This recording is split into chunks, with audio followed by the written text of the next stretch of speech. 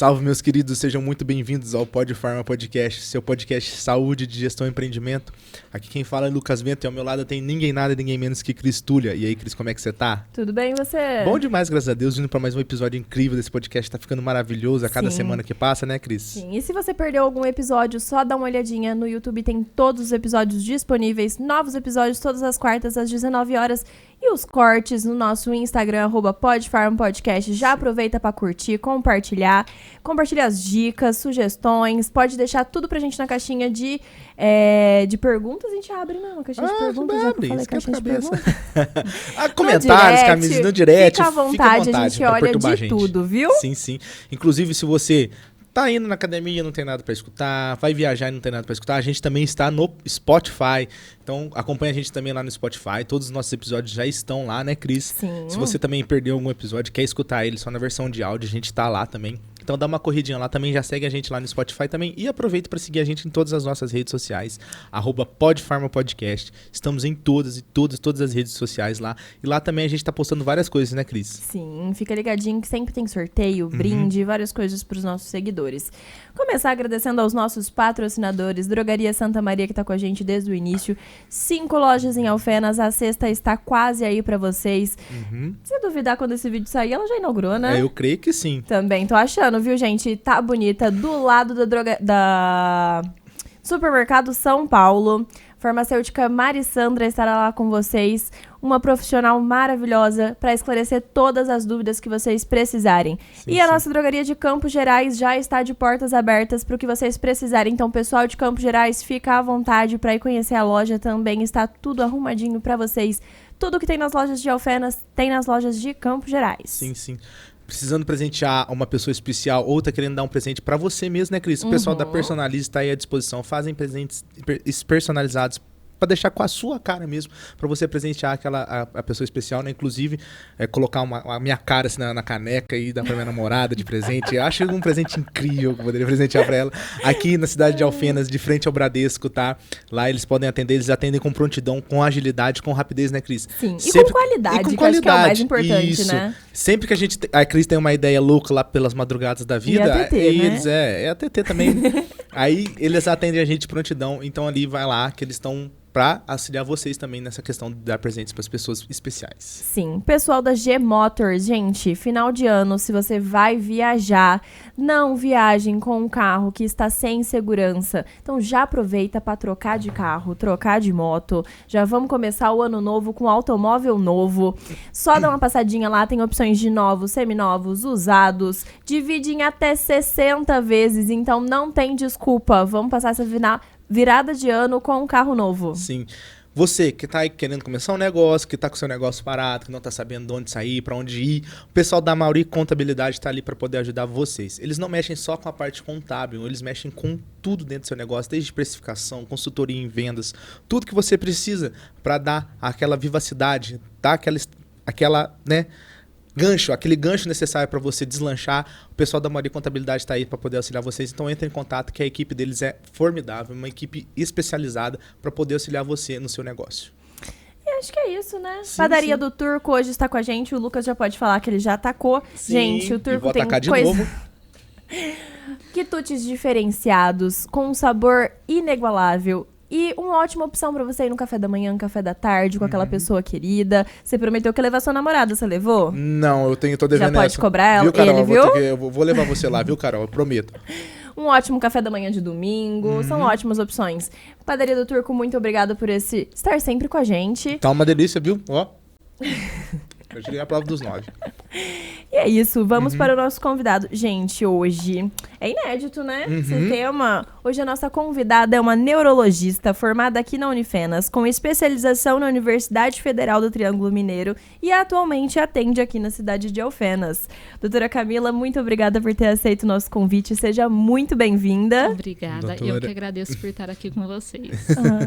Doutora, o que te levou para essa área da medicina e principalmente para essa área da neurologia, né, que é uma área muito complexa, pelo menos do nosso ver enquanto leigos, né? Eu acho Sim. neurologia extremamente complexa.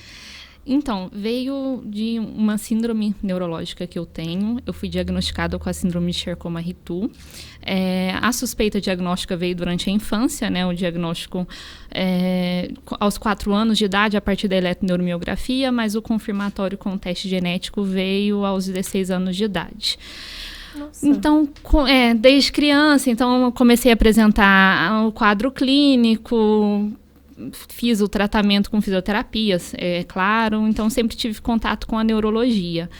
Quando eu entrei no ensino médio, eu já queria a medicina, já pensava inclusive na especialização, né, já na neurologia como especialidade. Então, já comecei a conversar com os meus pais para cursar a medicina. Entrei em medicina querendo neurologia. Fiquei os 6 anos de medicina querendo neurologia. Nossa. E me especializei aí na área. Então, veio com o diagnóstico, acredito, né? Com o contato que eu tive com a especialidade por causa do diagnóstico do Charcot-Marie-Tooth. Sim, sim. Entendi. E o que seria essa síndrome? Então, é uma doença neurológica que acomete o sistema nervoso periférico, então nervos. É uma doença progressiva, desmielinizante, então afeta a bainha de mielina. A gente tem os nervos, neurônios, e aí, por exemplo, a gente tem o corpo celular e o axônio, que leva os impulsos nervosos para o músculo. Então, esse axônio, ele tem uma bainha de mielina. Então, é o meu caso, né? Que é o Charcot-Marie-Tooth tipo 1A, que é a forma desmielinizante. Então, afeta essa bainha de mielina que envolve, é uma capa de gordura, vamos dizer assim, que envolve o axônio do nervo. E aí ela vai sendo destruída, vai tendo dano, lesão nessa bainha de mielina.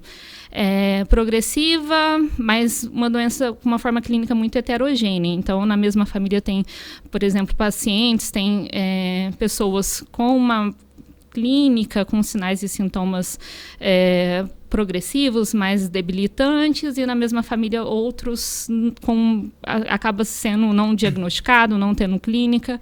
Então, é muito heterogênea.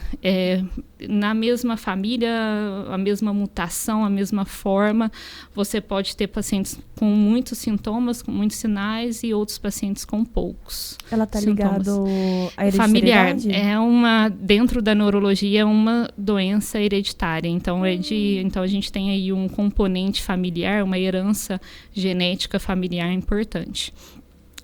Além, né, do quadro clínico ser muito heterogêneo, a herança também, porque a gente tem a forma autossômica dominante, autossômica recessiva, Nossa. tem o Charcot-Marie ligado ao cromossomo X, então depende muito do tipo, né? Sim.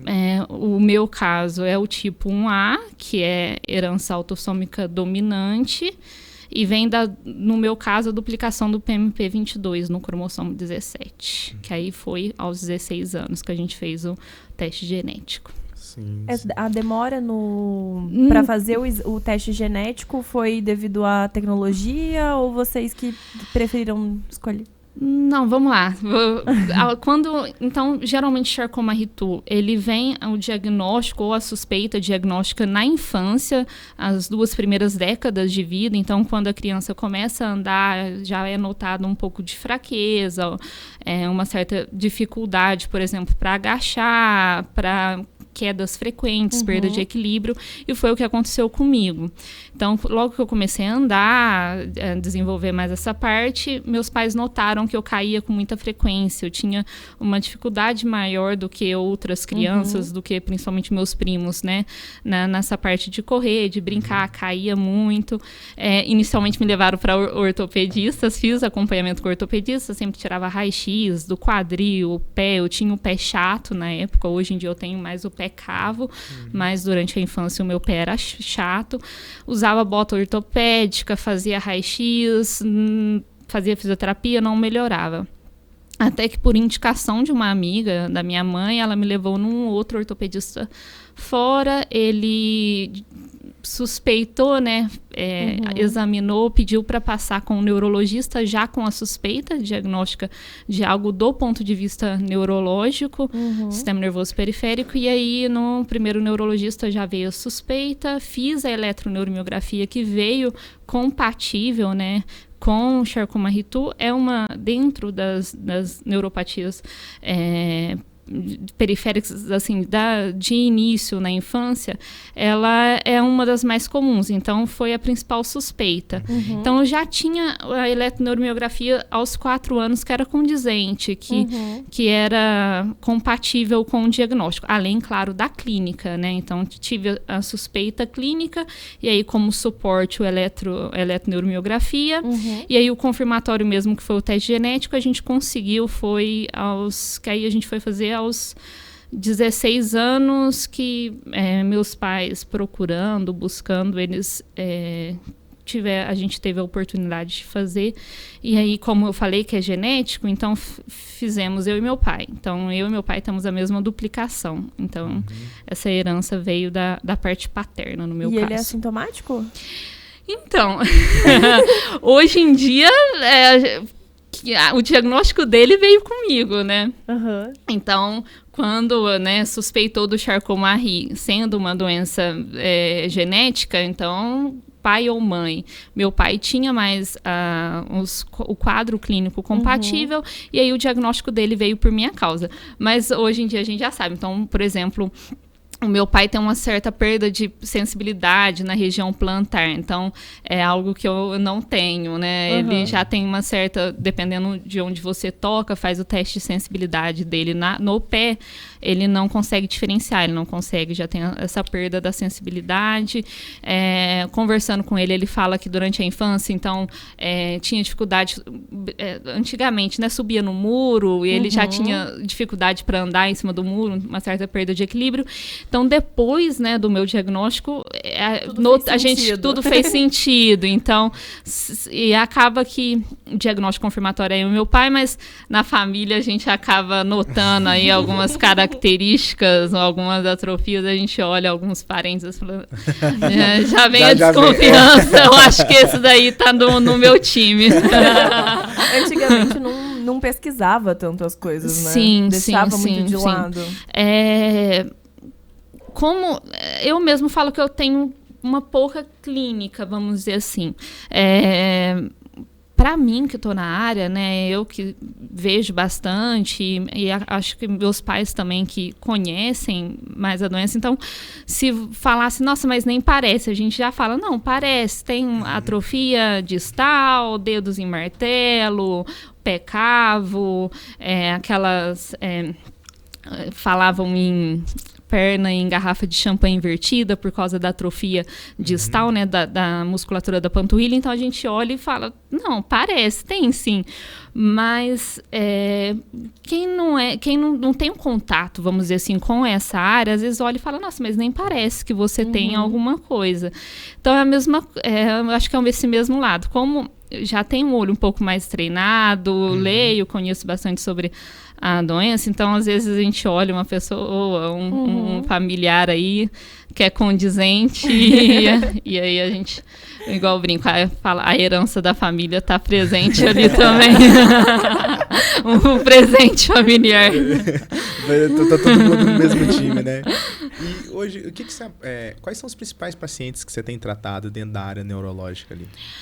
No consultório tem muita cefaleia. Eu acho que uns 70% é enxaqueca. Tem também muita investigação, principalmente pós-Covid, né, com demência, síndromes demenciais. Inclusive, a minha avó paterna tinha, né, a demência de Alzheimer. É outro, vamos dizer assim, um potencializador, um adicional, acho que pelo meu interesse na neurologia.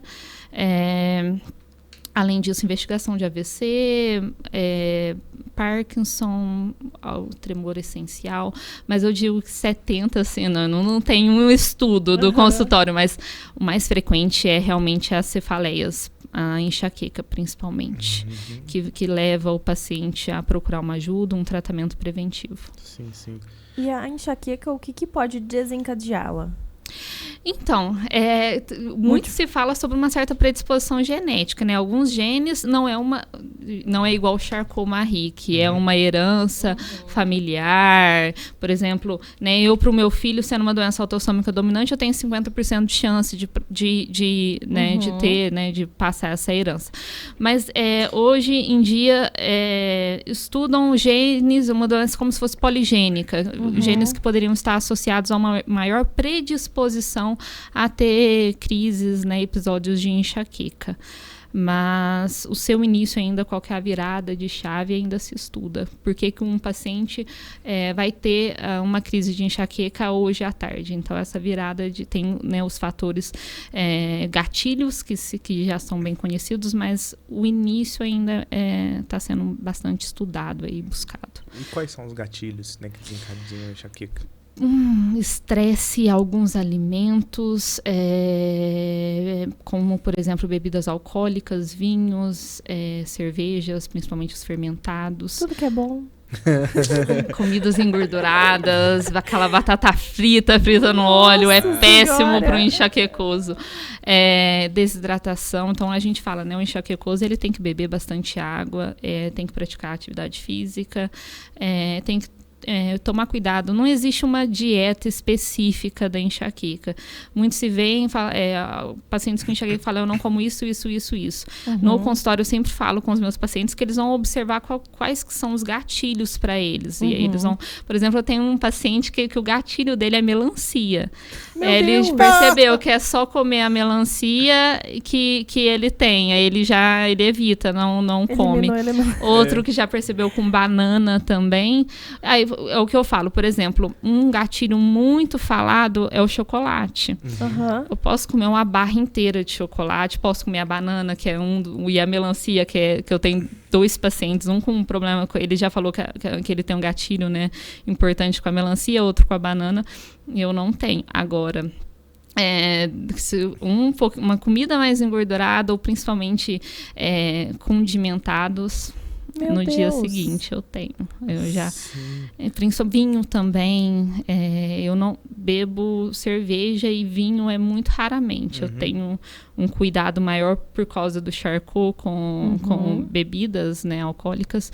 Então, mas de vez em quando vai ali uma taça de vinho, eu sempre vejo meus compromissos no dia seguinte para ver se pode. Pra ver se a enxaqueca vai deixar você trabalhar. E tipo assim, o que seria a enxaqueca propriamente dita? Né? Que muita gente confunde uma dor de cabeça simples com a enxaqueca, mas não tem diferenças, né? Sim, então, num quesito dor de cabeça, cefaleias, existem vários tipos, né? Dentro das cefaleias primárias tem a cefaleia tensional, tem a enxaqueca, tem as trigêmino-autonômicas, que aí entra a cefaleia em salvas, hemicrânia paroxística, existem vários SUNCT, SUNA, existem várias categorias. O diagnóstico vem mesmo pela característica, pelo quadro clínico, então pelas características da cefaleia. Então, quando a gente fala em enxaqueca, né, nos critérios diagnósticos, a gente fala de pelo menos 5 episódios, né, crises de cefaleia com as características, né, 2 de 4, uma cefaleia unilateral, uma cefaleia que seja pulsátil, aquela sensação de latejante, pulsátil, a intensidade de moderada a avançada, então uma dor forte. E o paciente também, né, a quarta, que ele tem que ter 2 dessas 4, é a intolerância a exercícios. Aí também, dentro dos critérios, o paciente pode ter náuseas ou vômitos e foto ou fonofobia. Então, você vai pelos critérios diagnósticos.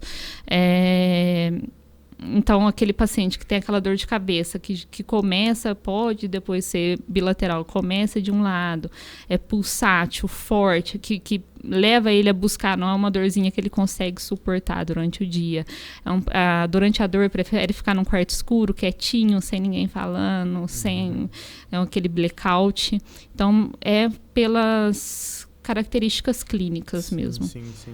E quando que a gente tem que preocupar com a dor de cabeça em si, né? Tem alguns sinais de alarme que a gente usa, né? Que é características que nos chamam a atenção. Por exemplo, se o paciente tem um início de dor abrupta, que ele fala que é a pior dor de cabeça da vida, isso é um sinal de alarme.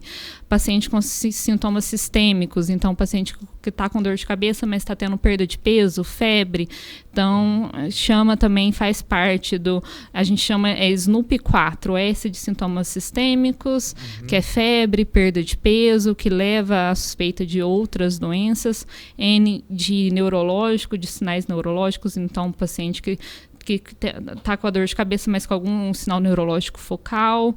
Então, o início da dor, idade, né? Início da dor acima de 50 anos de idade. Ou se não é aquele paciente que teve durante toda a vida a dor de cabeça, está lá com 50, 60 anos com dor de cabeça que ele já tinha antes. Não, o início após 50 anos de idade. Então, fala a favor para a gente investigar.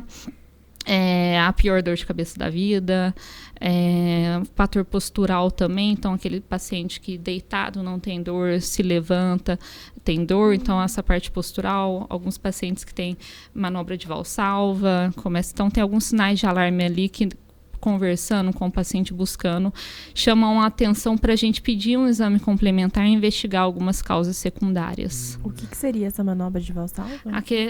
Quando, por exemplo, você faz e assopra, aumenta que aí tosse aumenta a dor também. De cabeça? O paciente que tem dor de cabeça faz a manobra e aí a dor piora. É um sinal para se buscar diagnósticos diferenciais, por exemplo. Caramba, não sabia disso. Para uma pessoa que se automedica? Não é nem medicar, é tipo, minha família tem enxaqueca e eu tenho uma dor de cabeça recorrente, classifica como enxaqueca e já começa a tomar um medicamento de enxaqueca. Seria interessante ela passar no neurologista para confirmar se esse caso realmente é uma enxaqueca? Sim, por exemplo, o paciente tem uma cefaleia em salvas, uma hemicrânia. Então, existem diferentes tratamentos diferentes preventivos. Então, ele vai acabar ali não tratando da forma correta e levando a uma progressão piora. Um ponto negativo de se automedicar, muitas vezes, é o paciente se automedicar errado, levar a uma cronificação da cefaleia por uso abusivo de medicamentos. Existe um tipo de dor de cabeça chamada de cefaleia por abuso de analgésicos ou cefaleia por uso excessivo de medicamentos, que é aquele paciente que entra num looping, né? Ele tem a dor de cabeça, toma um medicamento, a dor de cabeça vai vindo cada vez mais forte, ele vai fazendo um abuso daquele analgésico.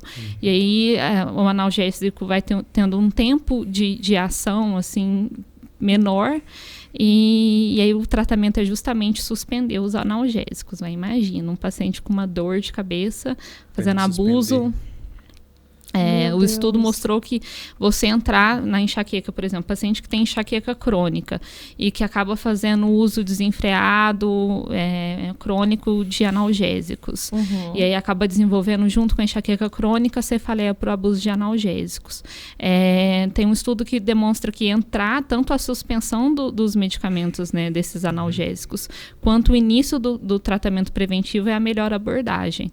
Então, eles fizeram 3 grupos. Aquele que ia entrar com o preventivo, mas não ia tirar os analgésicos, o que só ia tirar os analgésicos não ia entrar com o preventivo, e da dupla, que eles entravam com um tratamento preventivo e retirava os analgésicos. Aí esse terceiro grupo teve a melhor resposta. Mas tem uma aceitabilidade dos pacientes? É difícil. Alguns casos precisa até internar, né, para fazer a terapia de ponte para o paciente, para fazer terapia de ponte, para ir conseguindo desmamar esses analgésicos. Jesus. E assim, a dor de cabeça alinhada com enjoo, ela pode ser alguma outra doença neurológica ou outra doença qualquer? Sim. Depende do quadro clínico no geral. Igual, por exemplo, a enxaqueca é comum, o paciente sentir náuseas, principalmente aquele paciente, tem muito no consultório, o paciente fala, para não fazer o uso errado do medicamento, ficar usando demais, então eu espero a dor chegar no ápice para que eu não consigo mais segurar para tomar um medicamento. Isso é péssimo para enxaqueca, porque quanto mais você demora para entrar com o sintomático, mais difícil é para você conseguir melhorar, tratar a dor. Então, eu sempre oriento os pacientes. A enxaqueca, claro, você não vai entrar com ali um medicamento abortivo, eu falo abortivo no sentido de tirar a dor, né? Eu falo porque teve uma paciente que eu falei, não, tratamento preventivo, tratamento abortivo. Aí ela olhou pra mim e falou, mas por quê? Se eu engravidar, eu falei, não, abortivo no sentido de tirar a dor, de abortar a dor. Ela falou, então, eu falei, deixa eu... eu falei pra ela, não nesse sentido. Acordei com o filho, é foda. Aí eu sempre explico, falei, não, abortivo no sentido de cortar a dor, daquele tratamento da hora da dor. Porque o preventivo é o que eu falo, você vai tomar todos os dias, apesar da dor, mesmo dia que você não tiver com a dor, é todos os dias. Você vai prevenir, né, a ocorrência da dor e quando ela vir mais fraca. Nossa. E para isso que é o tratamento preventivo. Qual tipo de medicamento que seria preventivo? Para prevenir enxaqueca? Nossa, existem várias classes. Então, tem a classe dos anticonvulsivantes, antidepressivos, beta-bloqueadores. Então, você vai pelo perfil do paciente. Então, por exemplo, você pode usar, né, nível, na primeira linha tem topiramato, ácido valproico, a gente tem os beta-bloqueadores que é propanolol, metoprolol, tem né, dos antidepressivos que é a amitriptilina, já como segunda linha, né, venlafaxina. Então, vai pelo perfil do paciente. Então, um paciente que você já tem um ganho de peso, já tem ali um IMC aumentado, você dá preferência para o topiramato, por exemplo, que pode ajudar na perda de peso. Já um paciente que, né, já é magro, não tem esse quesito, né, o ganho de peso não seria um problema, vamos dizer assim. E tem insônia também, você pode dar preferência para a amitriptilina. Então, é muito individualizado a escolha do tratamento preventivo, mas tem várias classes. O tratamento preventivo, ele vai entrar quando já está em um caso muito grave? Isso. Então, o preventivo, antigamente, se falava muito em frequências de crises. Então, por exemplo, você pode classificar a enxaqueca em episódica infrequente, episódica frequente e a enxaqueca crônica. Tudo a depender do número de crise, de dias de dor de cabeça que você vai ter no mês. Hoje já não seguia tanto mais pelo número de dias de dor de cabeça no mês, mas sim pela qualidade de vida do paciente. Então, pacientes que têm 2 crises no mês, mas que levam a uma perda de funcionalidade. O paciente chega a perder 2 dias de trabalho por causa daquela enxaqueca. Então, você seguia muito também pela qualidade de vida. Então, o paciente pode ter poucas crises no mês, mas são crises incapacitantes que levam ele a perder dias de trabalho. Às vezes fica 2 dias afastado por causa daquela enxaqueca. Você já está autorizado a entrar com o tratamento preventivo. Entendi. E essa enxaqueca, ela pode evoluir para uma patologia pior ou é a tendência que ela fique só no campo da enxaqueca mesmo? Só no ramo da enxaqueca, sim, com cuidados igual por exemplo, paciente com enxaqueca pode desenvolver uma cefaleia por abuso de analgésicos, mas no sentido de uma enxaqueca levar a uma doença neurodegenerativa ou inflamatória, não. Não chega, não. E você falou também que você está atendendo muito o tratamento preventivo de pessoas buscando essa questão do AVC, não é? Sim. Né? O que é o AVC? O que são as causas? Tem um caminho nisso? É uma parte interessante, porque chega o paciente, já chegou no consultório falando, eu tive um AVC mês passado. Eu falei, mas buscou a etiologia? Então, a gente sempre tem que buscar o porquê do AVC. Então, o que é um acidente vascular cerebral? Então, a gente tem a área do isquêmico e a área do hemorrágico. Quando a gente fala no AVC isquêmico, então pensa que a gente tem vasos, né, artérias que levam sangue para o nosso cérebro. Então, esses vasos eles vão se ramificando e ficando cada vez num calibre menor, um pouco mais estreitos. Então, quando a gente tem placa de gordura, por exemplo, no pescoço, ou alguma patologia, alguma arritmia cardíaca que leva ao cardioembolismo. Então, essa placa de gordura, essa embolia, ela sai ou do coração ou dos vasos do pescoço, chega no cérebro até num vaso que ela não consegue passar, interrompe ali o fluxo, causa uma obstrução naquela artéria específica e aí interrompe o fluxo, né, a passagem de sangue. Consequentemente, né, o aporte nutricional, oxigênio, e acontece a morte neuronal. Mas é igual eu falo, tem os casos de AVC em jovens, que você sempre busca ali trombofilias, outras causas, mas nos idosos principalmente você tem que tomar muito cuidado com o aterotrombótico, né? Placas de gordura ali no pescoço, que podem se desprender e ir para o cérebro, ou os casos de cardioembolismo, né? Fibrilação atrial, então várias causas na parte cardiológica que poderia levar a essa predisposição a soltar um êmbolo ali do coração e a levar ao nosso AVC. Então eu sempre falo que é consequência de tem que ter saído de algum lugar ali a placa, nesses casos, né? Nessas duas etiologias. Claro que a gente tem outros tipos, né? Mais raros, igual eu falei, trombofilias, vasculites, mas nesses dois tipos você sempre tem que fazer parte da investigação etiológica. Pacientes mais idosos, pelo menos um eletro, um ecocardiograma e um exame dos estudos dos vasos cervicais deve ser feito. E quais são os principais sintomas? Depende da área cerebral acometida. Então, por exemplo, se vai ser um AVC posterior, de fossa posterior, se vai ser uma isquemia do cerebelo, se vai ser de uma área encefálica específica da fala, artéria cerebral média, posterior. Então, por exemplo, alguns pacientes, né, dominantes, por exemplo, eu sou destra, então um lado da fala, né, tá no lado esquerdo, lembrando que o lado esquerdo do cérebro comanda, né, a motricidade do lado direito e vice-versa. Então, né, a área da fala, na maioria, né, das pessoas, principalmente aquelas, né, que são destras, está do lado esquerdo. Então, se você pegar ali um AVC de artéria cerebral média, você pode ter, então, afasia, né? Afasia tanto a motora, sensitiva, depende. Então, a dificuldade na linguagem, de não conseguir, né, decodificar a linguagem, de entender. O paciente até fala, mas você pergunta aí, qual que é o seu nome? E ele responde 27. Fala, levanta o braço e ele fala, tudo bem. Então, ele consegue falar, mas ele não entende, né? Então, aí a gente fala da afasia sensitiva, outros casos da afasia motora. Então, na artéria cerebral média esquerda, então pode perder a força, né, sensibilidade, então tem uma síndrome deficitária sensitivo-motora do lado esquerdo, dependendo, né, do local, se vai pegar mais braço, vai pegar mais perna. Então, lembrando, né, do AVC no terço inferior da face. Alguns AVCs de hospital, por exemplo, pode levar a hemianopsia, então perda da visão. AVC cerebelar pode levar a incoordenação motora, então vertigem, né, tontura.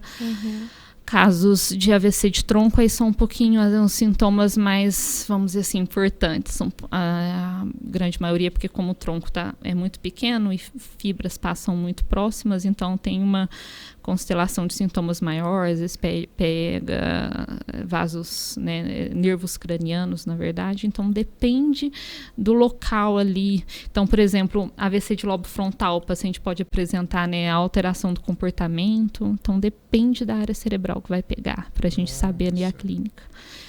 E geralmente o AVC ele é reversível ou... Não, a área que morreu. O que a gente consegue fazer é, por exemplo, o paciente que teve um AVC e perdeu a força ali do lado direito, né, do corpo. Então, a gente sempre fala da fisioterapia motora precoce. A gente não consegue recuperar os neurônios que perdeu. Aqui a morte neuronal, né, a gente não consegue voltar, reverter.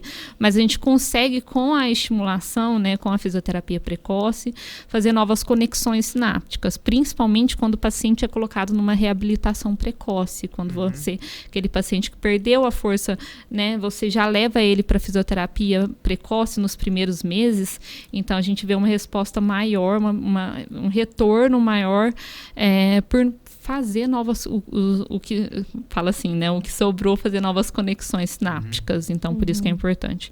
Então um paciente, por exemplo, que desenvolveu uma disartria, que é uma alteração da fala, né? O paciente fala enrolado. Então, é importante que esse paciente vá direto para acompanhamento com fonoaudiólogo. Então, a reabilitação, né? O acompanhamento multidisciplinar é importante nesses pacientes com AVC. Entendi. E assim, né? Como que eu posso prevenir de ter esse AVC? Quais que são os principais casos que eu tenho que ter para poder prevenir de um futuro AVC?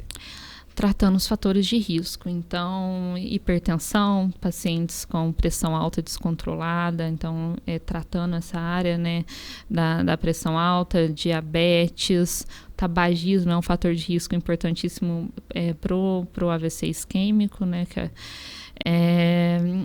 exercício físico, então tratando todos esses fatores de risco, né, modificáveis, principalmente, né, hipertensão, diabetes, evitar o tabagismo, hábito de vida mais saudável, alimentação, dieta, cuidado com o álcool também.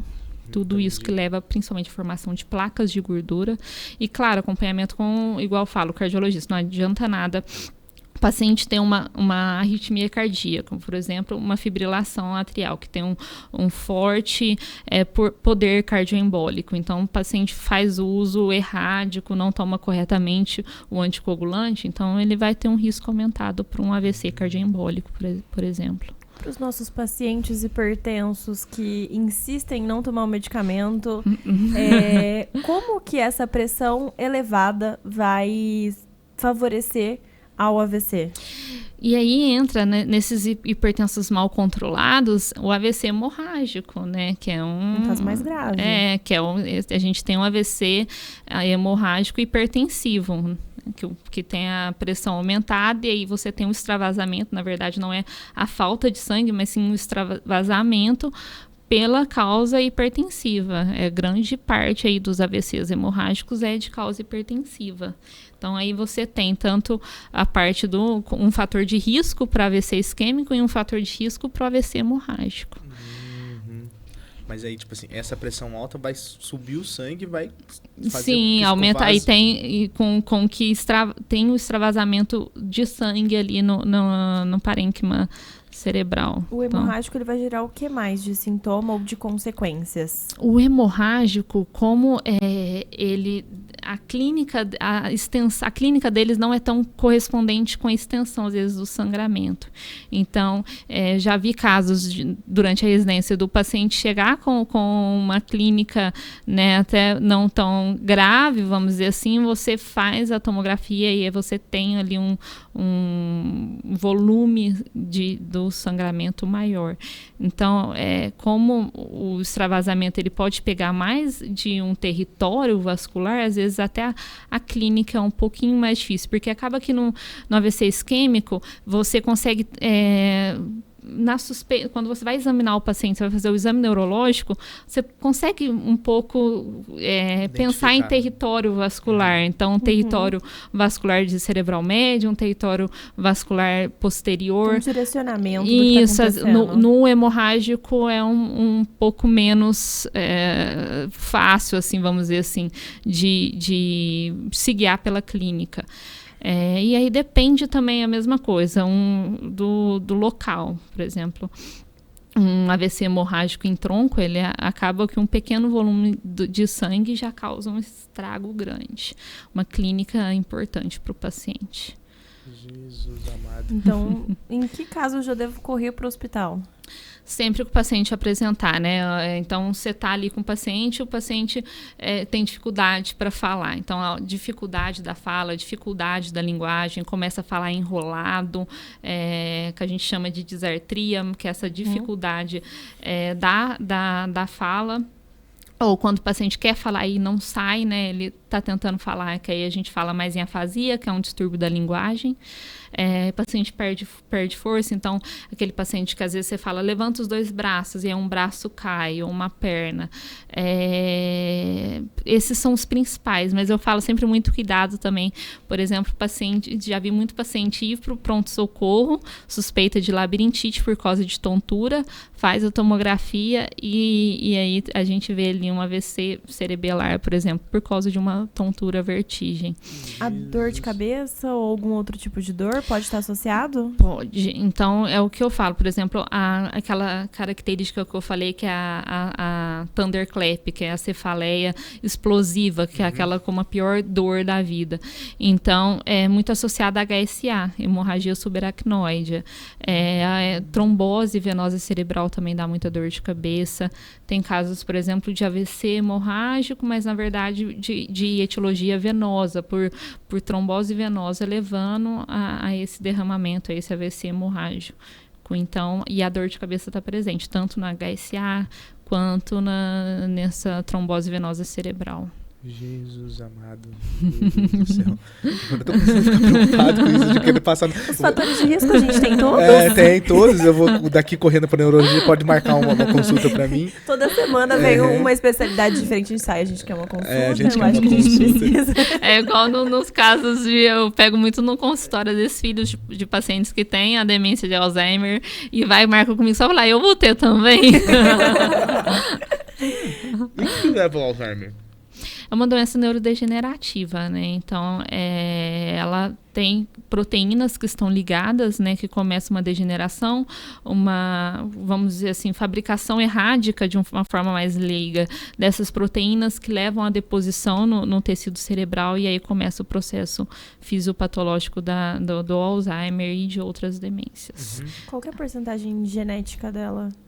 A maioria é esporádica. Jura? Então, mesmo, por exemplo, a minha avó paterna tinha demência de Alzheimer. É mais fácil, né, algum familiar desenvolver uma demência de Alzheimer por causa esporádica do que familiar. Existem casos de demência de Alzheimer, de herança genética, né? Sim, existem, mas a maioria dos casos é esporádica. Nossa, eu achei mesmo, que era sem mais ser genético. Não, é esporádico. Porque geralmente tem justamente essa preocupação, né? Sim, se tem alguém na família, sim. já gera uma preocupação. Eu sempre, vamos dizer assim, acalmo no sentido de falar, a maioria dos casos é esporádico, não é porque a avó teve que obrigatoriamente neto, filhos vão ter, a maioria dos casos é esporádico. E o que gera esporádica? Então, é poligênica, né? Então, tem vários genes que estão associados, mas não um gene específico. E tem um fator ambiental que é mais importante. Ela é multifatorial. Então, estuda-se que a parte ambiental é muito importante nessa fisiopatologia da demência de Alzheimer. Como assim? Onde a pessoa convive, assim? Você acredita que no caso de demências em si, tem vários fatores de riscos modificáveis? Então, tem um estudo que ele mostrou, por exemplo, a perda de audição. Pacientes que não escutam tanto ou perda visual têm um maior risco de demências. Então, outros fatores de risco modificáveis é tabagismo, álcool, grande ingesta de álcool, diabetes. Mas, por exemplo, tem um estudo que foi visto pacientes com dificuldade auditiva. Aqueles que não fizeram nenhuma correção e outros que colocaram um aparelho auditivo. Pacientes, os idosos com aparelho auditivo tiveram menos percentual de risco de demência de Alzheimer, de demências em si, do que os pacientes que pacientes que fizeram uso do aparelho. Então, são fatores de riscos modificáveis. Eu não lembro que convidado que falou pra gente que quando você desenvolve mais, por exemplo, aprende línguas diferentes... Exato. É ótimo. Que vai ter um caso mais leve, ou... Sim. Não sei se é assim. Sim, quando você quer prevenir, eu sempre falo, a melhor forma de você prevenir é você estimular o seu cérebro. Então, por que acontece que o déficit auditivo e visual é fator de risco para demências? Porque o seu cérebro está recebendo menos estímulos, né? Então, essa parte de estimular. Então, eu sempre falo, se você tem medo de desenvolver uma demência, então estimule seu cérebro. Faça coisas básicas, desde fazer um caminho diferente. Você está acostumado a sempre pegar o mesmo caminho para o trabalho. Pega um caminho diferente. O nosso cérebro, ele é folgado. Ele vai fazer você ir no mesmo caminho que você conhece. Então... estimular, por exemplo, aprender línguas diferentes. Por exemplo, se é bom em português, inglês, aprenda espanhol. Aprendeu francês, aprender línguas diferentes ou aprender algo novo. Não precisa ser língua, não precisa estudar, entrar numa faculdade. Mas sabe tocar violão? Vai aprender a tocar um piano, palavras. Sempre aprender algo novo, estudar, estimular o seu cérebro a fazer novas conexões sinápticas. Isso serve tanto para Alzheimer quanto para qualquer outra demências. Porque todo mundo, quando fala demência, todo mundo associa ao Alzheimer. Tem vários, né? Tem a demência de de Alzheimer, tem a demência vascular, a mista, que é a combinação das duas, demência frontotemporal, a demência por corpos de Levy, então tem vários tipos. Então, às vezes chega um paciente e fala, ela tem demência, eu falo, qual? Ela fala, demência. Então, vamos lá. Nem toda demência é Alzheimer. Todo Alzheimer é uma demência, mas nem toda demência é um Alzheimer, mesma coisa. Camila, fica à vontade pra comer, viu? Porque Obrigada. a gente tá atacando. Eu vou falando. O turco arrasou demais, tá mas pode comer, maravilhoso. tá muito gostoso. Inclusive, Deixa eu pegar você não aqui. comeu dessa de cá, tá muito boa. Essa aqui é de quê? De marguerita? Tá parecendo? Ela é de alho poró com um tomate e Nossa. mais alguma coisa. Nossa, tá muito boa. Eu não sei se é porque eu amo alho poró. Muito boa, Turco. Muito obrigada, Obrigadão, viu? Padaria do Turco, por ter enviado esses quitutes pra nós. Toda vez que eu gravo um podcast, sai daqui mais gordo, mas faz A gente sai da dieta hoje. E se você quer também ter... eles entregam, né? Só manda mensagem que eles entregam no que for da sua casa. Ou vai até lá, que tem Isso. vários quitutes diferentes, um ambiente diferente. Rua Alberto de Oliveira, 293, lá no Jardim São Carlos. Dá uma passadinha lá, viu? E o Instagram, @Forno do Turco. Forno Turco. Coloquei um do Turco ali junto. Forno Turco. Só manda mensagem pra eles, viu? Mas, Camila, e quais são as outras demências assim, que você tá vendo muito no seu consultório, além do Alzheimer? Pode comer. Vou fazer outro merchan enquanto ela mastiga. A gente falou pra ela comer e faz uma pergunta na sequência. Não, mas pode comer, fica à vontade. Inconveniente.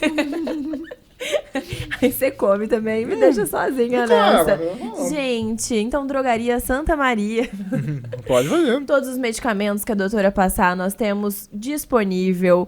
É ético, genérico, todas as possibilidades. Só manda mensagem que a gente passa e cobre qualquer oferta. Entregamos no conforto da sua casa, dependendo do medicamento. E a loja do lado fora 24 horas, então deu um perrengue de madrugada e dá uma corridinha lá. Inclusive, teve um perrengue que eu tive que socorrer a Carol e a gente teve que ir lá de madrugada. Então, funciona assim. Eu sou Ainda bem que você mora em cima. eu sou prova viva de que dá certo, viu, gente? Vai lá, dá um perrengue de madrugada, dá pra socorrer sim. A mais frequente acaba que no consultório eu pego a demência de Alzheimer, mas tem também a demência vascular. Qual que seria essa? A demência vascular, que é muito ligada ao AVC, né? Pacientes que têm AVCs recorrentes acabam desenvolvendo a demência vascular. Existe também a demência vascular que a gente fala de subcortical, que não tem obrigatoriamente um AVC, é uma área de gliose importante, mas mais subcortical, vamos dizer assim, de acometimento vascular.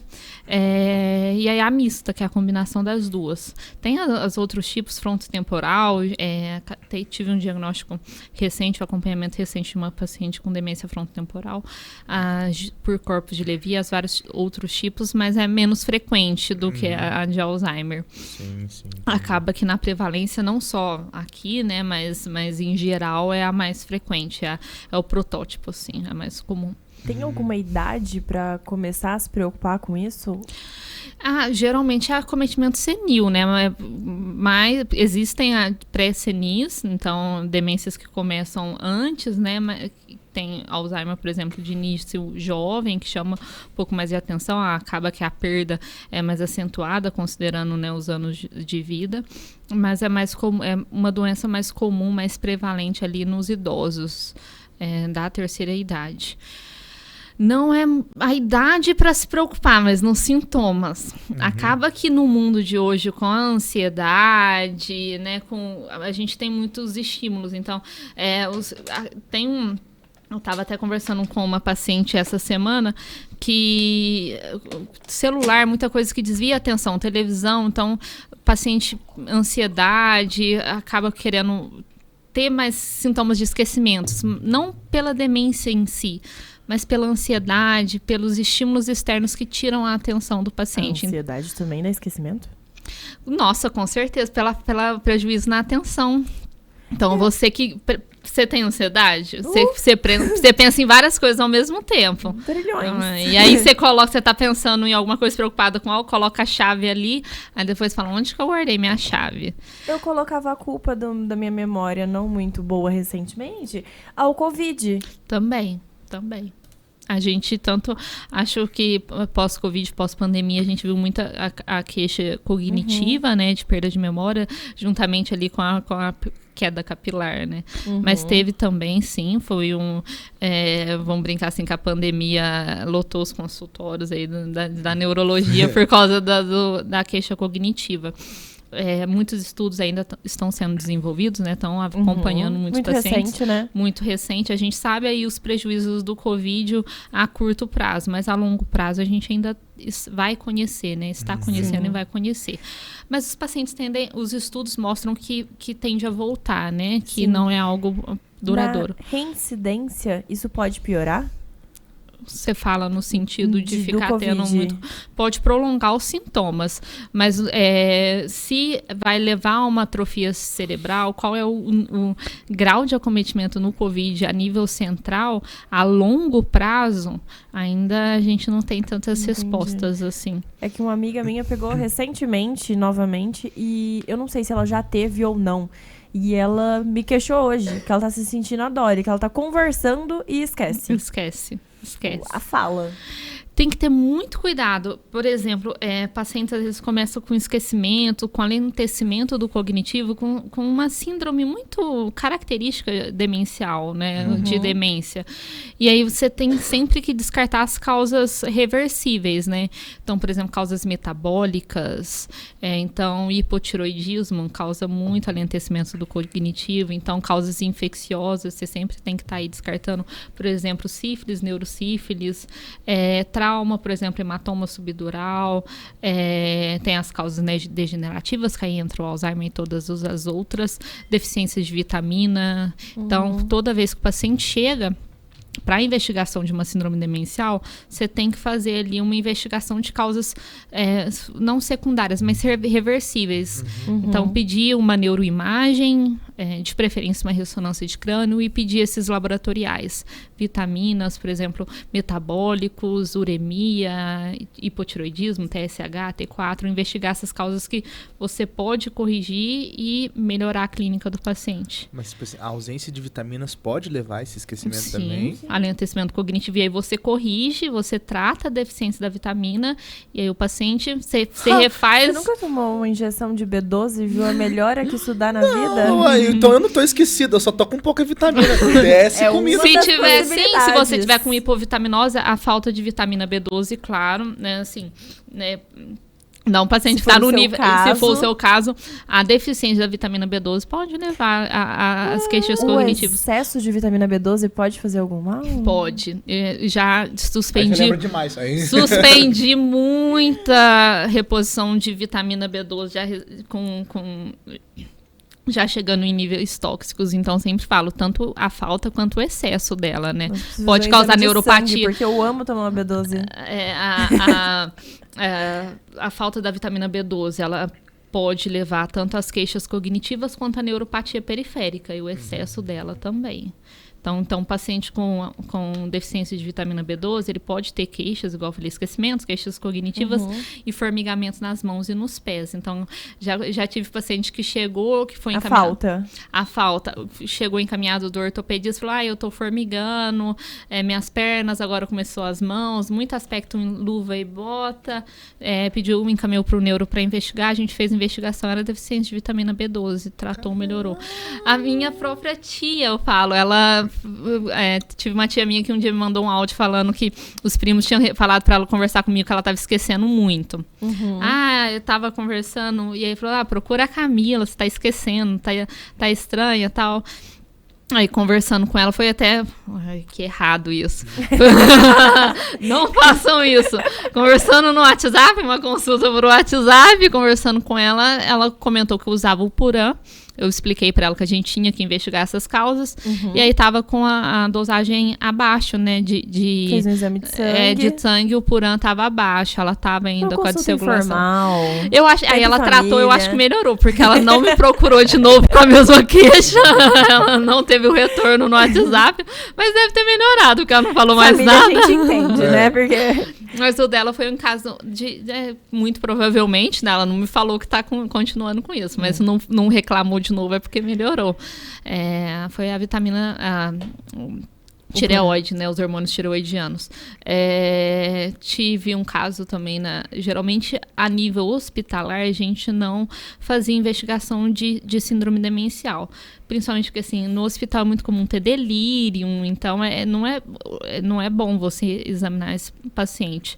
Mas acabou que tinha uma interconsulta, a gente foi ver e o paciente estava com hipotireoidismo. Foi tratado, voltou com a gente no consultório depois, né? Foi encaminhado para endócrino, foi feito todo o tratamento desse hipotireoidismo, voltou num retorno ambulatorial no ambulatório da neuro.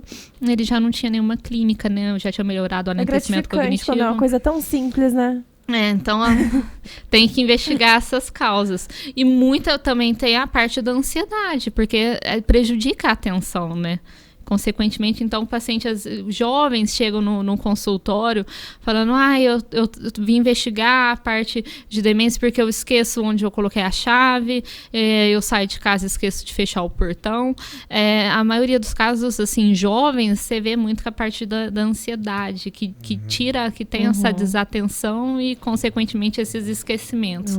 Não por perda de memória, mas pela desatenção. É muita coisa. Tipo, eu classifico que eu tenho várias janelinhas abertas. Muito estímulo, E aí eu preciso ir resolvendo pra eu ir eliminando aquilo. Aí tem hora que eu esqueço que uma tava ali, aí fica uma tarefa, um boleto. Um boleto é ótimo pra esquecer. Mas eu faço isso também, porque, por exemplo, às vezes eu tô com 3 processos pra resolver.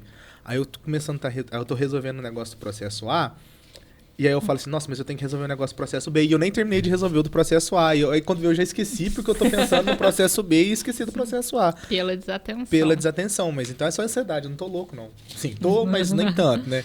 Achei que era um nível maior de loucura, né? E assim, são pacientes que você tem que acompanhar. Então, vem um paciente com uma queixa de esquecimento, de demência. Lembrando que demência não é só amnésia, não é só essa parte amnésica. Então, tem vários domínios cognitivos que você acaba avaliando nesses pacientes.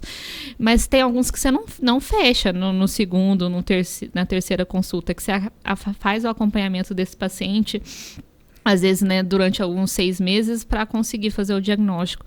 Então, alguns começam com um comprometimento cognitivo leve e depois acabam migrando para demência. Então, como não é igual, eu explico, não é igual uma diabetes, que você faz ali uma hemoglobina glicada e você tem... Então, é um diagnóstico clínico, então é difícil. Alguns pacientes com uma clínica muito inicial, muito leve, às vezes você precisa acompanhar por um tempo maior e fazer o diagnóstico.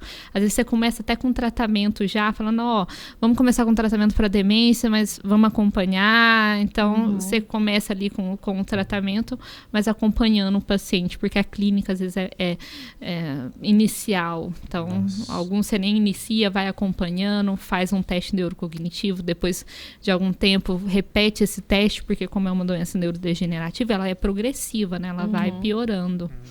Entendi.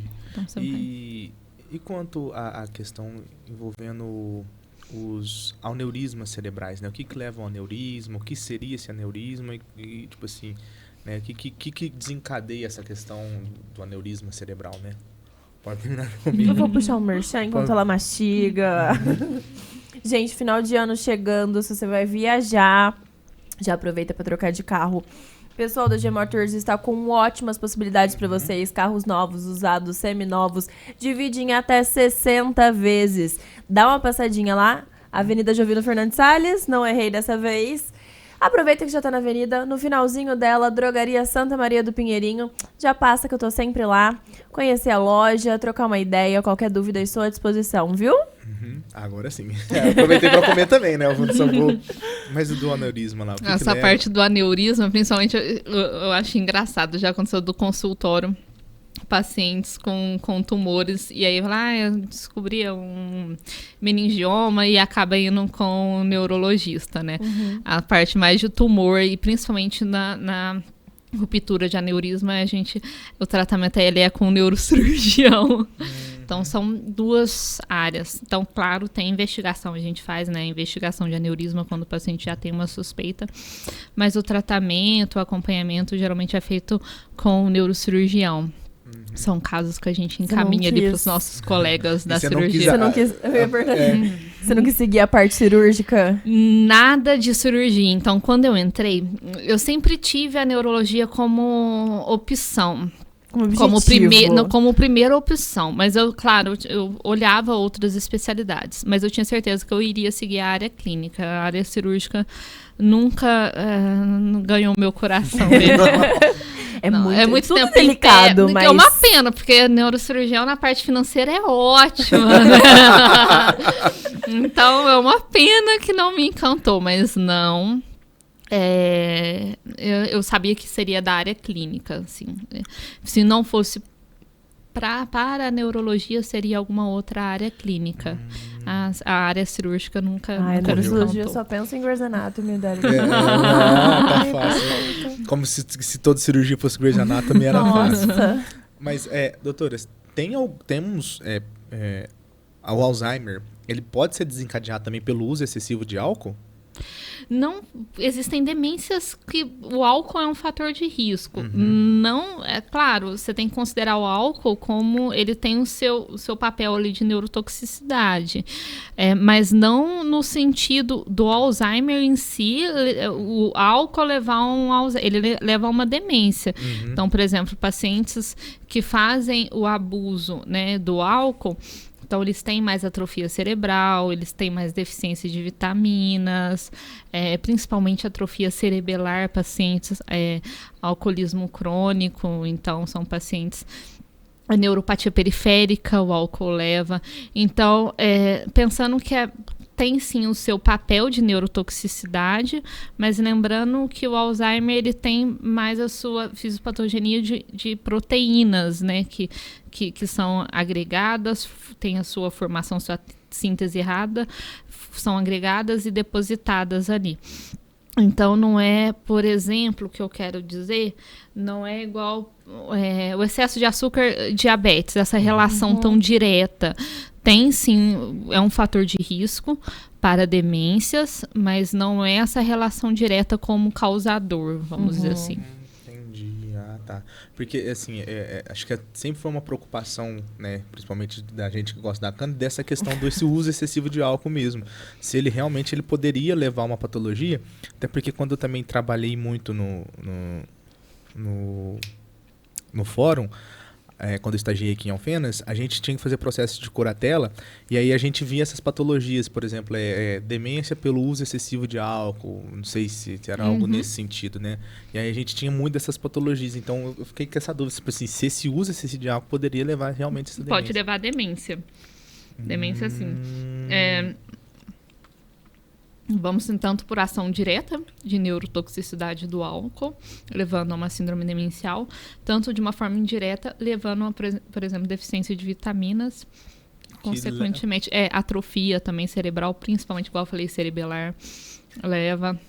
Então, sim, o álcool leva a demência, mas não uma relação direta de ser a causa do Alzheimer, mas o álcool leva a uma demência. Isso. E o uso de drogas psicoativas, tipo assim, outras drogas, assim, as drogas lícitas, como a bala, essas drogas assim? Tem um estudo, eu estava até lendo recentemente, do uso de psicoestimulantes, caminhoneiros que usam esses medicamentos para ficar acordados. Então, leva a atrofia cerebral também, o uso a longo prazo, a demência também. Estava lendo também sobre anabolizantes, claro, uso em excesso e crônico, nada usou uma outra vez, mas anabolizantes em uso excessivo e a longo prazo, crônicos, podendo levar também a uma atrofia cerebral e a... sintomas grandão, cognitivos. Mas o cérebro não funciona. E aí você fica grandão, gigante lá e o cérebro não funciona. Os alucinógenos, eles vão estimular ou eles vão desestimular o cérebro? Como assim? Drogas alucinógenas ali. Tipo, mas no sentido cognitivo. A longo prazo, isso vai trazer algum malefício? O problema dessas medicações é que elas são portas de entradas para outras, né? Então, acaba tendo ali um efeito multi, vamos dizer assim, principalmente pela porta de entrada. Mas sim, acaba quando você usa essas substâncias, você tem uma descarga neuronal grande e aí também tem um prejuízo no cérebro, tanto essa ação, essa primeira dessa descarga, dessa atividade cerebral, levando ao seu malefício, à sua perda, como também como porta de entrada para outras também. Mas seria em questão de quantidade ou de frequência? Dos dois. Tanto o uso crônico quanto exacerbado. Caramba. Então, quando a gente fala, a gente sempre considera quanto por mais tempo o uso crônico você usa, quanto a quantidade que você usa. Porque tem as pessoas, tipo, por exemplo, o chá de fita que toma e não volta, ou um chá de cogumelo que também toma e não volta. Isso seria uma quantidade alta, uma dose alta? Tem alguns casos nessas substâncias ilícitas, levando a as doenças inflamatórias também. Eu lembro que tive um caso de LEMP, que o paciente tinha feito durante a residência. Então, você tem que considerar também outras. Então, tem o uso das drogas, né, ilícitas, que você pode levar a lesões inflamatórias cerebrais, e aí a parte cognitiva entra como uma parte ali do quadro clínico. Que pode. O que é a doença de LEMP que você comentou? O paciente chegou, é uma constelação de sintomas clínicos, mas vamos dizer assim que a base, para ficar mais fácil de explicar, são lesões inflamatórias no cérebro, assim, que são imunomediadas. Isso vai gerar muitos sintomas. Muitos. Peraí, o cérebro ele também pode sofrer inflamação? Sim, por exemplo, existem as doenças inflamatórias desmielinizantes a nível central, por exemplo, a esclerose múltipla, a neuromielite óptica, são alguns tipos. Caramba, nunca passou pela minha cabeça que o cérebro sofre inflamação. Não, na área da neurologia, então a gente pode falar nas demências, a gente pode falar nos distúrbios de movimento, que aí entra Parkinson, coreias, a gente pode falar nas cefaleias, a gente pode falar nos distúrbios de sono. Distúrbio de sono? Como assim? Distúrbios do sono, tanto a parte da insônia quanto as parassonias do sono REM. De sonambulismo. Então, o sono, distúrbio do sono é uma área também da neurologia. Epilepsia, a gente pode estar falando de epilepsia. E o que leva ao sonambulismo? Tem uma gama que você tem que investigar. A fisiopatologia é extensa, mas é uma área do distúrbios do sono dentro da neurologia. Caramba. É uma parassonia. Meu Deus do céu, cara. AVC, então, tem a neurologia vascular, tem a epilepsia, tem a neuromuscular, né, que aí entra o Charcot, que a gente estava conversando. Tem a parte de neuroimuno, que aí entra a esclerose múltipla e neuromielite óptica. E a epilepsia? O que é a causa dela? O que leva? A epilepsia depende. Tem a epilepsia que você já tem uma predisposição genética e existem vários tipos, né? Existe, por exemplo, a epilepsia que você desenvolve após aí uma lesão. Então, por exemplo, para a gente falar epilepsia, a gente está falando em risco de recorrência. Então, é um paciente que tem risco de recorrência de ter várias crises, né? Então, quando a gente fala no conceito operacional. Então, é um paciente que teve 2 crises convulsivas no intervalo de 24 horas, não provocadas. O que eu quero dizer com isso? Então, tem a crise provocada, que é aquela que o paciente tem algum distúrbio metabólico, tóxico metabólico causando a crise. Então, uma uremia, hipo ou hiperglicemia pode levar a uma crise, mas aí nesse caso é provocada. Quando a gente fala no diagnóstico de epilepsia, a gente fala em 2 crises não provocadas com intervalo de 24 horas, ou, segundo o critério, uma crise convulsiva com uma chance de recorrência maior que 60%, ou diagnóstico de uma síndrome epilética. Então, por exemplo, tem paciente que ele tem, aí entra, né, igual eu falei, crise provocada, tem a crise sintomática aguda, que é aquele paciente que teve um AVC ou uma neuroinfecção e teve esse insulto neurológico levando a uma crise convulsiva. Tem a crise convulsiva sintomática remota, porque essa aguda nos primeiros dias, por exemplo, neuroinfecção durante o acometimento dela, o AVC nos primeiros 7 dias, tem a remota. Então, um paciente pode sofrer um AVC, aquela área ali de gliose pode se tornar uma área epileptogênica, que predispõe às crises. Mas existem crianças, por exemplo, com síndromes epilépticas, com encefalopatias epilépticas, que já nascem com uma predisposição genética a ter as crises. Então, depende. Quando a gente fala em epilepsia, a gente fala em uma atividade neuronal síncrona ou excessiva, né, do cérebro. Então, você tem uma descarga elétrica ali que faz o paciente ter a crise convulsiva. Mas a etiologia precisa ser investigada. Se criança, às vezes, é uma síndrome epiléptica, idoso, às vezes, foi um AVC, que aquela região de gliose se tornou uma área que leva ao descargo. Sim. Então... E dentro da epilepsia vão ter vários casos, né? Até aquelas tem de ausência. Sim. Então, você tem as tônico-clônicas, tem as tônicas, as mioclônicas, tem as atônicas, tem as crises de ausência. Você sempre diferencia, né, crise, a epilepsia intrafocal generalizada e tem as suas manifestações. Então, a mais comum que todo mundo conhece é aquela tônico-clônica. Sim. Mas tem, por exemplo, a de ausência, que o paciente é como se ele parasse, tem uma parada comportamental.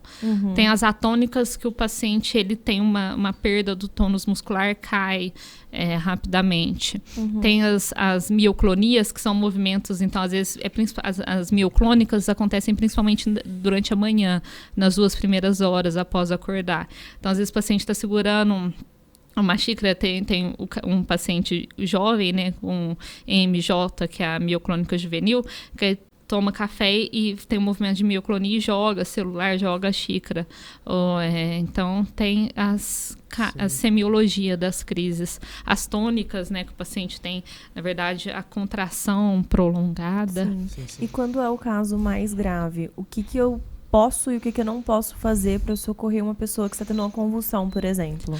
Então, é uma coisa que a gente chama muita atenção, os casos de episódios de crise convulsiva das pessoas tentarem segurar a língua. Então, não segurar a língua, não colocar nada na boca. Então, é sempre proteger a cabeça. Se o paciente estiver de óculos, tirar o óculos. Preferência virar o paciente de lado, afrouxar as roupas, né? Ligar para pedir ajuda, ligar para o SAMU, o Corpo de Bombeiros, né, dependendo da cidade, procurar ali uma identificação do paciente para acionar a família, e principalmente, né, não tentar segurar a língua ou colocar nada dentro da boca, porque o paciente ele está tendo uma crise, então às vezes pode ter até contração mordida e acabar machucando ali. Entendi. E uma síndrome que ficou muito famosa de uns tempos para cá na internet, a síndrome de Tourette. Né? Ela ficou famosa aí, não sei sim. de Lira, né? É uma área também da neurologia e tem tratamento, ficou bem famoso por causa, eu lembro que me mostraram um vídeo. O de Lira, Copsil, são os dois influencers que têm a síndrome de Tourette. Isso, tem um brasileiro que tem até acho que é no YouTube, que ele apresenta. Na Twitch. Sim. E tem, acho que um cantor também que eu vi. Que teve um show, né, que ele estava apresentando e teve uma crise. Me perguntaram recentemente, não tem uma cura, não é uma área que tem um tratamento curativo, mas tem um tratamento sintomático para ajuda no controle importante. Então, é bom fazer esse acompanhamento. É uma das áreas da neurologia também, a síndrome de Tourette. E ela é genética? Tem um comportamento, mas não é aquela herança, igual a gente fala. Eu falo muito nisso porque eu vejo muitos pacientes igual o Charcot-Marie. É uma herança muito genética, né? Que é muito passado de pai para filho. Então, essa porcentagem de 50%. Então, estuda muito dessa, por exemplo, síndrome de Tourette e outras, tem assim o seu componente genético, mas não é tão forte. Entendi. E a neurologia, ela também estuda essa parte da esquizofrenia? é mais a psiquiatria. Uhum. A neurologia e a psiquiatria, elas estão muito interligadas, porque acaba que muitas doenças neurológicas são difíceis, né, na aceitação. Então, acaba que é muito comum você ver aí pacientes com epilepsia ou alguma síndrome demencial e acabar tendo ali uma depressão. E é igual eu falei, né, transtornos de ansiedade acabam levando, às vezes, à desatenção. Então, está muito interligado. Mas não é uma área da neurologia. Esquizofrenia, transtorno bipolar, dos nossos colegas também psiquiatras. E é muito comum ir para neurologia, sabia? Porque tem um preconceito muito grande em procurar psiquiatra. Converso muito, tem muitos pacientes, às vezes, que vão pro neurologista para tratar uma esquizofrenia, um transtorno bipolar, porque tem um preconceito de procurar um psiquiatra. Não, um psiquiatra é médico de louco, então... Mas eu falo, olha, seu caso é ali com o nosso colega, indico um profissional da psiquiatria e encaminho. Sim. Acaba que na ansiedade, depressão, a gente acaba acompanhando mais... As doenças mais específicas ali da psiquiatria, a gente encaminha, sim. E essas doenças como ansiedade e depressão, elas têm algum impacto no cérebro ali? Tipo... Então, acaba que, por exemplo, o paciente depressivo, ele não quer fazer atividade física, ele não quer estimular o cérebro, é um paciente que quer ficar mais na cama, é um paciente que toda aquela parte que a gente estava conversando de estimulação do cérebro, de novas conexões sinápticas. Então, por que a gente fala aprender novas línguas? Para fazer novas conexões sinápticas, aprender algo novo, estudar algo novo, fazer atividades, fazer um caminho diferente. Qual que é o objetivo disso? É fazer novas conexões sinápticas. Então, o paciente depressivo, ele evita, né? Ele fica mais na cama, ele não faz atividade física, ele não quer estimular, então acaba perdendo nesse sentido. Mas é um fator de risco também. Por exemplo, por que a gente viu essa parte cognitiva, essa perda cognitiva muito grande na pandemia? Porque o convívio social. Então, pacientes que têm um convívio e uma interação social menor é um fator de risco. Se você tem um artigo que eles estudaram os principais fatores de riscos modificáveis para demência, e aí a parte de interação social está lá dentro desses fatores de risco. Então, o paciente com Covid, ele ficou muito... O paciente durante a pandemia, ficou muito fechado em casa, né? Teve uma menor interação social. Caramba. E é um fator de risco. Que isso. Essa volta pro convívio social foi bem difícil para as pessoas que já tinham uma certa dificuldade, né? Eu brinco que eu não sofri nada, né? Porque eu já tinha me formado, eu tava na residência, na verdade a gente teve a carga horária aumentada. Eu sofri foi com a parte de que teve que parar de usar Nossa. máscara, né? Aí eu esqueci que eu tava sem máscara e aí xingava os outros. Aí o povo percebia. Eu ficava brava porque os pais, os familiares, tudo em casa, isolamento, e eu lá no hospital. Trabalhando. Os médicos não tiveram isolamento, a gente era lá no hospital. Mas essa parte, muitos idosos que ficaram muito... Outra coisa, acredito que o consultório de psiquiatra deve ter lotado muito, porque a gente viu muita depressão, muita ansiedade, muito pânico pós-pandemia, né? Sim, então... As crianças que nasceram na pandemia, é engraçado que elas são a geração álcool em gel, mais cuidadosa, tem todo um perfil diferente, né? Até eu tava conversando com uma colega neuropediatra esses dias, e aí tem até pacientes que desenvolveram atraso na linguagem mesmo, por menor... Contato. Por menor estímulo. Porque acaba babá, né, ficava todo mundo de máscara e tinha um menor estímulo na parte da fala, então acabaram tendo esse atraso. Não tinha contato com outras crianças por um bom tempo também, né? Sim, teve um prejuízo grande. Caramba! Tem, assim, estudo, assim, igual a gente estava conversando, o Covid ainda, a gente sabe os malefícios a curto prazo, a longo prazo a gente ainda vai, é a mesma coisa da vacina, né? Sim. Os seus efeitos a longo prazo a gente ainda vai conhecer.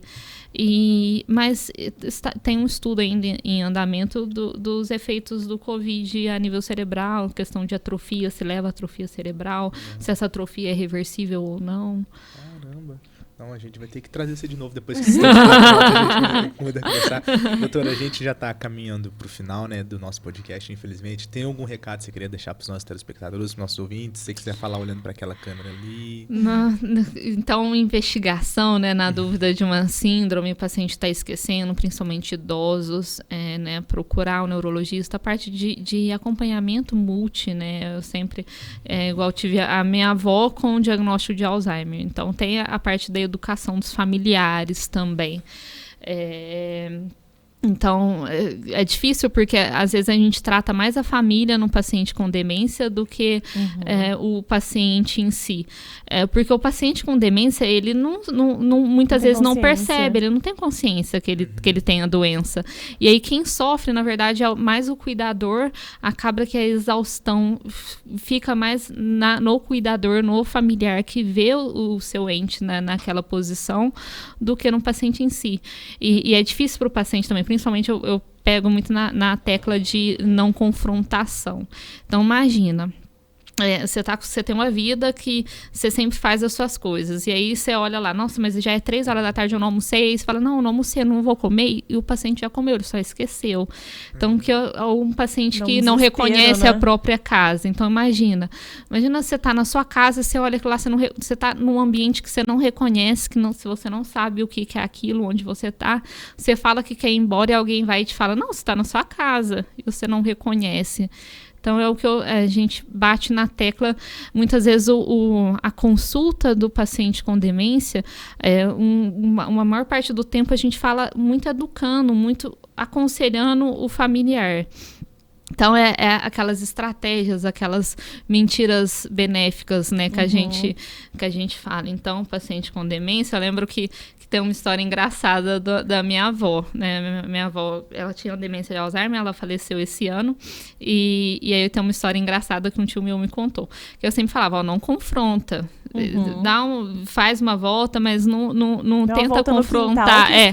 E aí ela sempre pedia muito pra ir embora, eu quero ir embora pra minha casa, ele pegou ela, tirou do sofá, ela tem uma poltrona, tirou do sofá, colocou dentro do carro, deu uma volta no quarteirão, parou no mesmo lugar, tirou ela, entrou com ela na mesma casa, na mesma sala, colocou ela na mesma poltrona, falou, pronto, você tá na sua casa, agora você não me enche o saco mais não, eu te trouxe pra sua casa. E aí ela acalmou. Ela sentou no mesmo lugar, ela saiu da mesma cadeira, deu uma volta de carro, colocou ela na mesma sala, na mesma cadeira, e falou pra ela que ela tava na casa dela, então ela acalmou. Então, é aquele negócio, pequenas mentiras do bem, né? Então, o paciente, ele que não lembra, almoçou, não lembra que almoçou. Enrola, tira a atenção, desvia a atenção, não tenta, não... Veio aqui, você comeu, você não lembra, então é muito difícil. Então, às vezes o familiar, na dificuldade de aceitação, fica estimulando no sentido de quem que é esse, você não lembra, e aí acaba deixando o paciente mais nervoso. Então, claro, tem que estimular, mas muito cuidado em não confrontar o paciente. Sim. Então, muitas vezes é mais o tratamento ali, né? E é difícil, é uma doença difícil, né? Porque aí, na fase avançada, o paciente vai desaprendendo a engolir, então você começa a ter a dificuldade na parte da alimentação, o paciente começa a falar cada vez menos, porque ele desaprende a parte da linguagem, se movimentar cada vez menos. Então, e ele não percebe. É uma coisa, assim, na maioria dos pacientes, né, a grande maioria, o paciente não percebe. E aí quem sofre mais é quem está ali do lado, acompanhando. Sim, o cuidador, né? É o cuidador. E se esse cuidador é alguém da família, acaba ficando sobrecarregado e acaba perdendo um pouco da paciência, né? Porque aí, com o Alzheimer, vem outros. Por exemplo, o Alzheimer é muito comum o paciente ter insônia. Então, é um paciente que um manejo para o paciente conseguir dormir é difícil. É um paciente que, por exemplo, paciente com Alzheimer, ele fica mais agitado no período noturno. Então, você vê esse período de agitação, de piora comportamental durante o anoitecer, que vai perdendo a luminosidade, esse estímulo. O paciente geralmente fica mais agitado. Aí é aquela noite que o cuidador está cansado. o paciente com demência não dorme, aí ele quer levantar porque ele está confuso, às vezes ele acabou de ir no banheiro, ele quer ir no banheiro de novo, aí muitas vezes não dorme, então essa parte também é difícil, né? Tem esse esgotamento. Então, era muito comum também a minha avó, né? Ela tinha acabado de ir no banheiro, ela pedia para ir no banheiro de novo. Ela sempre pedia pela mãe, né? Cadê minha mãe? Então, ela, às vezes virava, estava lá sentada lá dela, quem que é você? Aí acabava de falar, aí passava, mas quem que é você mesmo? Cadê sua mãe? Sua mãe deixou. Cadê sua mãe? Sua mãe te deixou aqui? Teve uma época, né, antes, né, que ela me confundia, na verdade, com a minha mãe, né? Ela achava que eu era a minha mãe. Teve episódios que ela confundia. Depois, mais no final, ela já não reconhecia. Eu lembro que foi... quando eu eu morei, né, fiz a faculdade aqui em Alfenas, e ela ainda me lembrava, me reconhecia. E quando eu fui aprovada, eu sou muito grata pela residência em neurologia, tenho um carinho gigante pela instituição e pelos profissionais, assim. Tem só elogios, tanto da parte profissional quanto da parte pessoal, mas foi uma mudança para mim muito difícil, porque eu sempre tinha morado em casa, e eu lembro que logo que eu fui aprovada na semana, eu estava muito entristecida, assim, mais depressiva por ter que mudar de cidade. Eu fui na casa dela e chorei. E ela perguntando, ela já tinha demência de Alzheimer, mas num grau mais leve, ela... querendo saber por que eu tava chorando, e eu expliquei, eu vou ter que mudar de cidade e tal. Aí, durante meu R1 inteiro, toda vez que meus pais chegavam, ela perguntava, a Camila vem esse final de semana? E aí, toda vez no final de semana que eu ia visitar, ela falava, não, agora você não volta pra lá mais não, né? Então, quando eu fui, ela ainda tinha dias ruins, não nego que ela não me reconhecia, mas a maioria dos dias eram bons. Quando eu voltei, ela já não me reconhecia mais. Eu voltei depois de 3 anos, ela já... eu voltei em fevereiro. Todas as visitas que eu fiz a ela antes, né, da perda, ela nunca mais me reconheceu. Então, eu perdi essa perda aí do reconhecimento, foi nos 3 anos da residência. Eu fui embora com ela com períodos de me reconhecer, e aí, principalmente no R1, ela perguntava muito de mim. Porque ela sempre lembrava que eu não queria ir. Alguém traz ela de volta, por favor. E ela falava, você não tá vendo? Chamava meu pai, né? Você não tá vendo Plínio? Ela chorou, não quer ir, não quer voltar. E aí, quando eu voltei já no R3, ela já não... Eu fiz o acompanhamento dela, né? Então... Eu visitava muito ela, teve algumas complicações aí. E todas as visitas, às vezes eu falava que era Camila, ela não só concordava, outras vezes nem tentava. Infelizmente, a doença evolui, né? Foi, mas agradeço, mas é isso. Então, é difícil dar um recado, né? Porque tem a área do esquecimento, a área da dor de cabeça, mas na dúvida é sempre bom pelo menos passar por uma consulta, fazer os exames, né? O check-up, buscar as causas. É muito importante falar do AVC. Se tiver algum sinal neurológico focal, sempre procurar. Mas nesse caso de AVC, é pronto-socorro, né? Não vai tentar marcar uma consulta com o neuro com a agenda daqui 1 mês, 2 semanas, não vá no pronto-socorro. Dor de cabeça, essa dor de cabeça estiver muito forte, estiver atípica, então você tem aquela enxaqueca, mas acontece uma dor de cabeça totalmente diferente do que você está acostumado, pronto-socorro, né? Na dúvida, procura o pronto-socorro. E se a suspeita de uma doença neurológica, né, procura ali o consultório para investigação. Certo. E onde as pessoas podem te encontrar, doutora? Em Alfenas, eu atendo na João Paulino Damasceno, né, na Clínica Pro Saúde, o consultório é lá. Agora também, né, estou acompanhando os alunos da Unifal, entrei, né, nessa parte da Faculdade de Medicina da Unifal e no consultório, né, que fica lá na Pro Saúde, João Paulino Damasceno, próximo ao IMES. Qual que é a sua rede social? Tenho uma rede da neurologia que é neuro.camila Ribeiro. E É isso. Muito Fora isso, YouTube, TikTok não, porque eu tenho uma certa dificuldade em dar as caras. Hoje eu falei, eu tava super nervosa em vir aqui, porque eu tava morrendo de vergonha. Mas é super eu liguei pro meu noivo e falei assim, será que dá tempo de cancelar? Porque eu tô com muita vergonha. Liguei pra ele, eu tô com muita vergonha. Eu nunca dei as caras, nem no Instagram profissional eu dou as caras, eu tenho vergonha. Ele falou, não, vai lá. Mas já fica quebrando o gelo quando você começar a aparecer no seu Instagram também. É um ponto. Mas foi leve. Evitei olhar pras câmeras. Quem me conhece vai, principalmente quem se você estudou comigo na faculdade vai entender, porque eu era super tímida, eu era super calada. Então, se a pessoa me conhece, ela nem vai estranhar eu tô falando isso, porque eu sempre fui super mais, a cara não parece, mas eu sempre fui mais tímida, assim, mais bicho do mato. Eu era da sala do meu primo, que era muito sociável, que era amigo de todo mundo, e eu era o oposto, era o 80 e o 8. Eu não eu tinha 80 alunos, eu conversava com 5 ali, e era o suficiente pra mim. Doutora, muito obrigado por você ter vindo no podcast. Foi muito esclarecedor o bate-papo, né, Cris?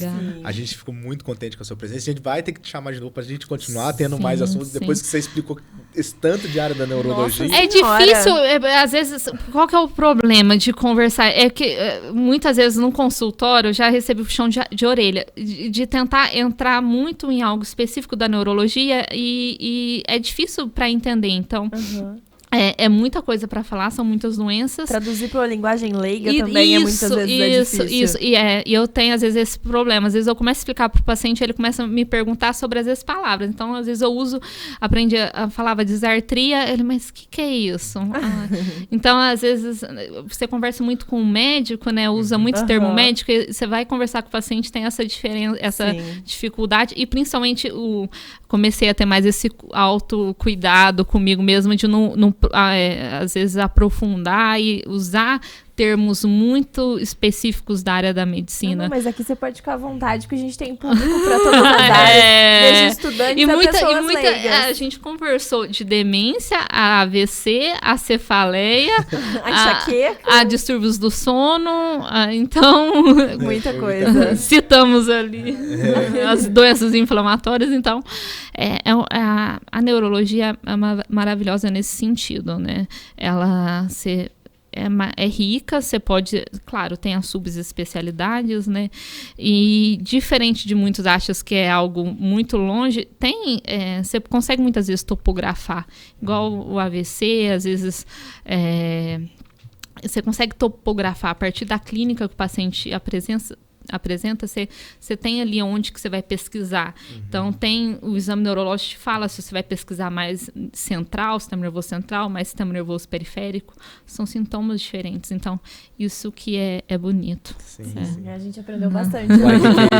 Muito difícil. Doutora, fica à vontade para comer mais um pouquinho. O pessoal do Turco estava maravilhoso. Muito obrigada. Nossa, esse daqui eu vou pedir em casa, gente. Eu amei esse negócio com alho poró. Mas eu gostei. Esse é qual? Eu gostei desse. Azeitonas. Eu não sei. Eu não sei falar os nomes, gente. Esse Turco, você me desculpa. Na próxima, manda com a cartilinha. O Lucas fala, porque eu não vou nem tentar. Os nomes são muito difíceis.